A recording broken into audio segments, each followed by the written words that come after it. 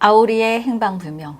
승리의 아오리라면 가맹점주들은 과연 손해배상 청구를 할 수 있을까요? 없을까요? 혹시 아주 오래 전인데 쓰레기죽 사태를 기억하시나요?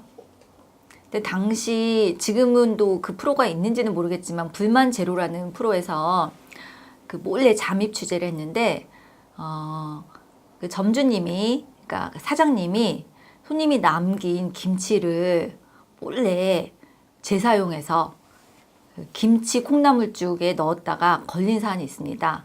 그때 가맹점주 이제 본죽에 2군데 가맹점이 걸렸는데요.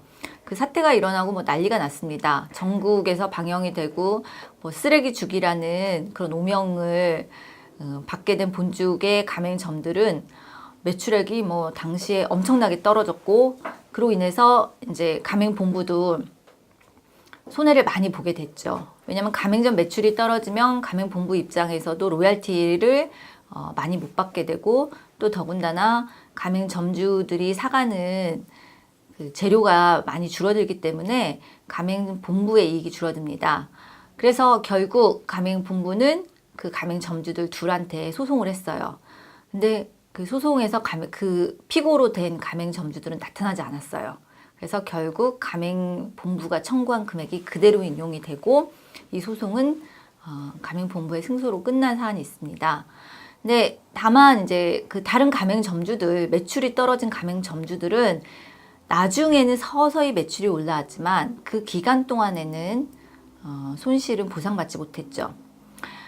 이제 이거는 한 10년 전 사건이고요. 여러분이 더 잘 기억하시는 것은 한 2년 전인가요? 어느 여름날에 그 호텔 CCTV를 통해서 보여진 영상들이 있습니다. 중년의 한 남자가 약간 비틀거리는 20대 여자의 팔을 이렇게 잡고서 호텔 카운터에서 체크인을 하려고 합니다. 이거는 자기 이름을 딴 가맹점을 운영하던 그 가맹본부 사장이 이제 한 낮에 자기 직원을, 술에 취한 직원을 데리고 호텔에 들어가려고 했다라는 그런 선정적인 제목하에서 많은 논란이 됐고, 또 그게 언론에 타면서 가맹본부에 치킨을 먹지 않겠다 해서 이 당시 호식이 2마리 치킨집 운영하던 사장님들의 매출은 거의 바닥을 찍었습니다.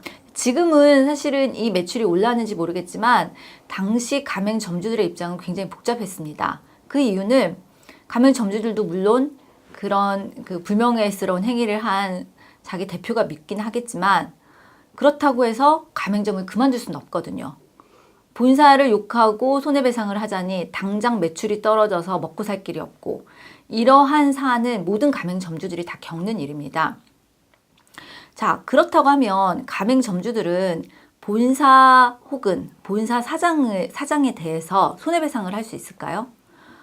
그 정도 가맹본부를 운영하는 사람은 개인 재산도 많을 텐데, 이 재산이 많은 사장한테 자신들의 손해에 대해서 손해배상을 해서 받을 수 있을까요?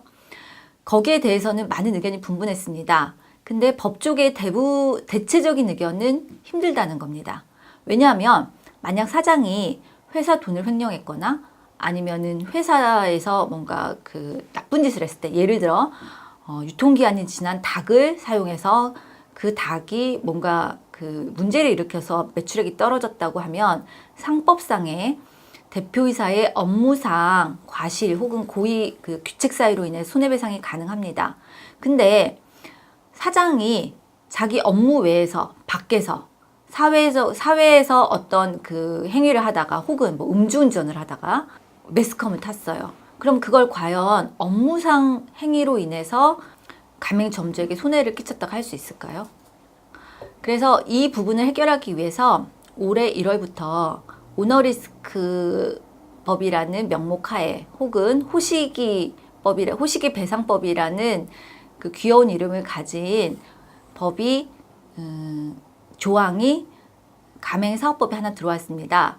그 가맹사업법 조항은 어떤 거냐면은, 이제부터는 가맹계약서를 쓸 때는 반드시 가맹계약서에 가맹본부의 이사나 임원이 사회적으로 물의를 일으켜서 가맹점 매출이 떨어진 것에 대해서 가맹본부는 책임이 있다라는 규정을 계약서에 반드시 명시적으로 넣으라는 겁니다.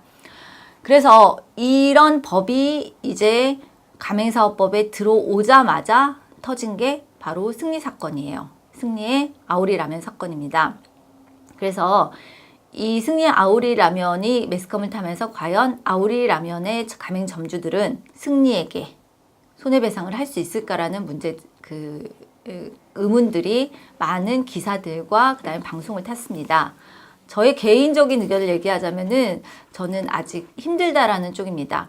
이유는 뭐냐면 가맹사업법에서 바로 가맹본부의 임원이나 대표이사가 이러이러한 행동을 했을 때는 손해배상 책임이 있다고 규정을 했다면 그거는 가능해요.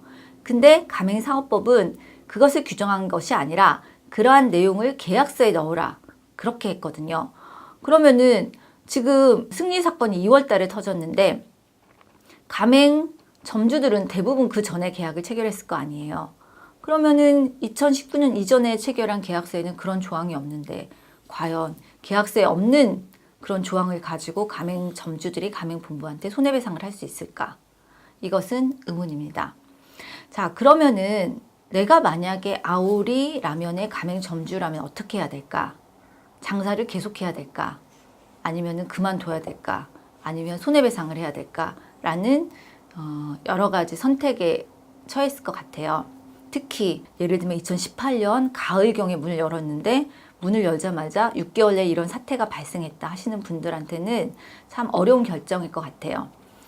저는 프랜차이즈 업계에서 10년 가까이 소송을 하면서 이런저런 사례들을 많이 봤는데 그냥 제 생각을 말씀드리면 제가 아오리라면 점주님이라면 저는 업종을 바꾸거나 아니면은 라면집 상호를 바꿀 것 같아요. 그 이유는 아까 말씀드린 본죽 사태에서는 그 사태가 일어난 후 한 6개월 정도는 매출액이 많이 떨어졌습니다. 하지만 곧 매출액이 정상적으로 갔고 사람들의 기억에서 그 사건이 없어짐에 따라서 정상적으로 영업이 가능했어요. 그것은 그 브랜드의 파워가 강했기 때문입니다. 본죽은 브랜드가 몇천 개 이상 됐고 또 가맹본부도 그런 사건을 무마하기 위해서 여러 가지 자구책을 내놨고 그런 것을 언론을 통해서 광고를 했습니다. 그렇다고 하면은 어느 정도 브랜드 파워가 있는 가맹점주인 경우에는 오히려 안전하다고 할 수 있어요. 이런 경우에.